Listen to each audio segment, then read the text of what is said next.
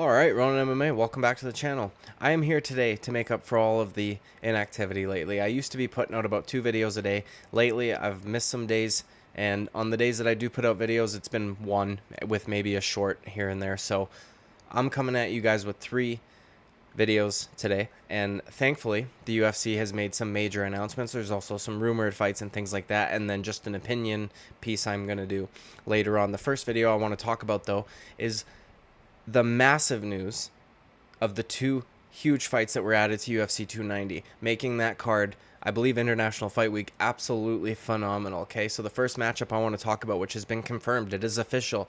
Alexander Volkanovski will be defending his featherweight championship versus Yair Rodriguez. Obviously, we knew that this was the matchup, but it is nice to know that we have a date, that it is official, that we can look forward to it, and it is still months away, but still excited about it nonetheless. So we're going to talk about that matchup, and then of course we're going to talk about the other matchup that was added to UFC 290, another massive one, most likely going to be the main event, Jon Jones versus Stipe Miocic for the heavyweight title. Before we get into all that, please like and subscribe. I'd greatly appreciate it. The channel growth has slowed down slightly. That's why I'm coming at y'all with 3 new videos, and I did one this morning, so it'll be 4 in one day. Now anyways, let's just get right into it. Okay, so Volkanovski versus Yair Rodriguez. Amazing matchup. Obviously, again, as I said, we knew that this was going to be the case because Yair Rodriguez defeated Josh Emmett by a triangle choke. And I believe the second round, if memory serves, it wasn't that long ago, so it should. Cementing his essentially #1 contender spot with an interim championship. This matchup, in my opinion, is going to be the hardest matchup of Volkanovski's career so far. At the time, Max Holloway would have been what most people would assume as his hardest matchup, but after seeing what he was able to do in that last fight, I think it's pretty damn clear that you're going to need something else besides cardio and volume heavy boxing to beat Volkanovski. Now, Yair Rodriguez, in my opinion, is by far the most dynamic striker that Volkanovski will have faced, because he hasn't faced anybody that has kicks like Yair Rodriguez. So Yair's got the hands down, but he's also got the feet, whereas like Max Holloway, primarily a boxer, like Brian Ortega, primarily a boxer. I mean, Brian Ortega throws leg kicks from time to time, but he's not like it's not his first art. So he's not as fluid as you would like a guy to be when throwing kicks and things like that, whereas Yair Rodriguez is primarily kicks. I believe he comes from a Taekwondo background, and he is incredible. Now, there's a few things that Volkanovski does very well that I think could potentially cause Yair Rodriguez some problems, one of them being his ability to game plan seems to be fucking next level, dude. I don't know if there's a champion in recent memory that I can think of that can game plan as well as Alexander Volkanovski, and of course that credit doesn't only go to him, it goes to his team as well. Craig Jones, I think, has been a massive improvement to his team, and I know that he won't play a massive part in this one because this is going to be primarily a striking match unless Volk decides he's going to take him down. But yeah, Craig Jones is still a phenomenal mind in the sport, and I think that he just every day continues to get more and more knowledge. I think he's going to be like the next John Danaher, who, if you guys don't know, coaches all of his athletes in every aspect, not just jiu-jitsu, which is partially why he's so impressive. So his ability to game plan is going to be phenomenal, or it is phenomenal, and I think that could potentially cause problems for Yair Rodriguez. Another reason why I think he could potentially cause problems for Yair Rodriguez is his ability to make you like get out of rhythm. He is very, very good at disrupting your rhythm and making you have to reset, or making the exchanges reset as a whole. He throws those little tapping inside leg kicks, which that was a huge part of why Max Holloway wasn't able to get off. Every single time Max Holloway had got set and was about to do something, Volk would do little leg kick, jab, just whatever he could possibly do, not to cause damage, but to disrupt Max Holloway, make him have to reset. And Volk's also very good at cutting angles. So a guy like Yair, who needs space and, time to throw these big dynamic strikes that he tends to do, they could potentially cause some issues for him with Volkanovski constantly tapping at him and getting out of there, tapping at him, getting out of there. Obviously, Volkanovski can mix in the takedowns as well.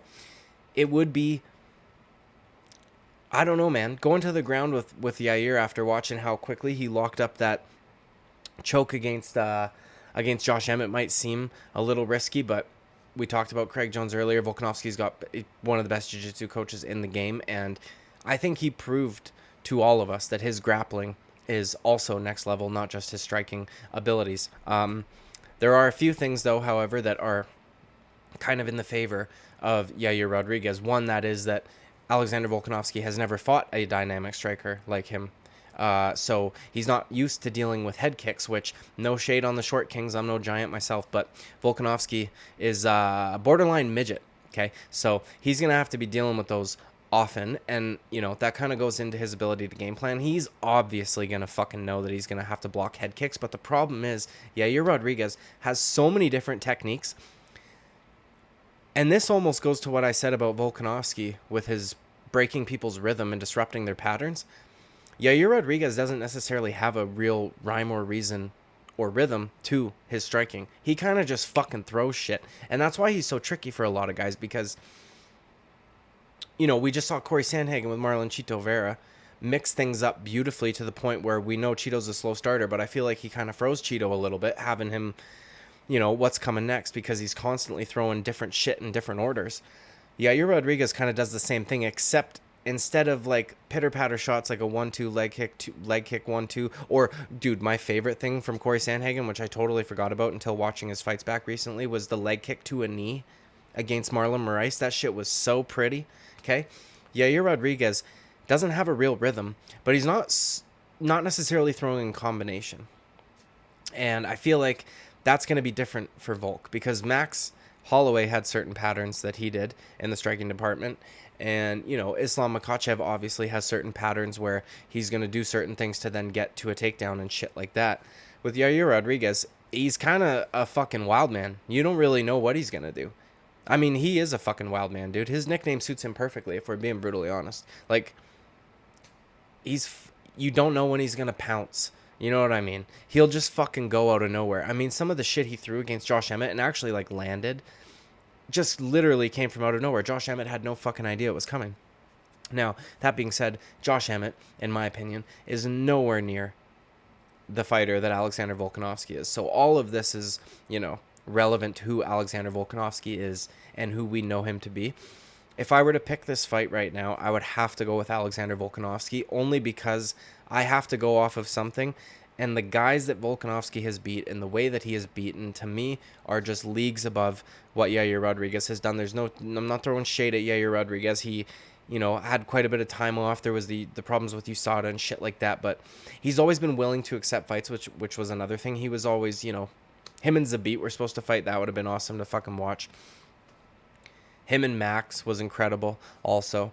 You know, and that was a razor close fight. I mean, maybe there's a judge out there who would have given that fight to Yair Rodriguez, but Volkanovski made Max almost look like a fucking amateur in their third fight. You know what I mean? And then as of late, or not even as of late, in general, Yair Rodriguez's best win is over, well, Brian Ortega. That was a weird one. I still think that he did cause that, so I don't like taking credit away from him and just calling it a freak injury. But the Josh Emmett win, obviously. And to me, Josh Emmett was never a serious threat to Volkanovski's crown. And I understand that there are different styles and things like that, but, you know, Max Holloway times 3, Korean Zombie, Brian Ortega. I mean, the list goes on. And what he did to Brian Ortega was incredible. And also, I don't know why I would even think that he should worry about fucking Yair Rodriguez's triangle choke when he got out of Brian Ortega's, but you know what I mean? It is what it is. I would have to pick Volkanovski. I don't know if he would be able to get a finish. I feel like if he was going to get a finish, it would have to be in the later rounds, because I feel like Yair Rodriguez might get tired a little bit in the later rounds, just because of the crazy shit that he throws. And he's going to be fighting a guy against Volkanovski who's got an incredible pace and incredible cardio. You know, in the Max Holloway fight, I know he throws a lot of volume. His pace it's not anywhere near Volk's. Volk's a different fucking breed, dude. He is. He really is. I love that we get to watch this man fight. I am so happy that he fucking exists, and this man will go down in history, in my opinion anyways, as one of the greatest fighters of all time, if not the fucking greatest. The guy's incredible, okay? Yeah, I'm nut riding, dude. I don't fucking care. Volk's awesome. Next matchup, we're going to talk about John Bones Jones defends his heavyweight title versus Stipe Miocic, okay? Again, in my opinion, another great matchup. I know there's people out there that don't like the matchup because they don't really think that Stipe is deserving of it. I think that Stipe is almost always deserving of it. I think that if this was, pardon me, another weight class, well, just fucked up there. First take, I make mistakes, just keep it. I could definitely see there being an argument for Stipe not being deserving if this was any other division than heavyweight. You know what I mean?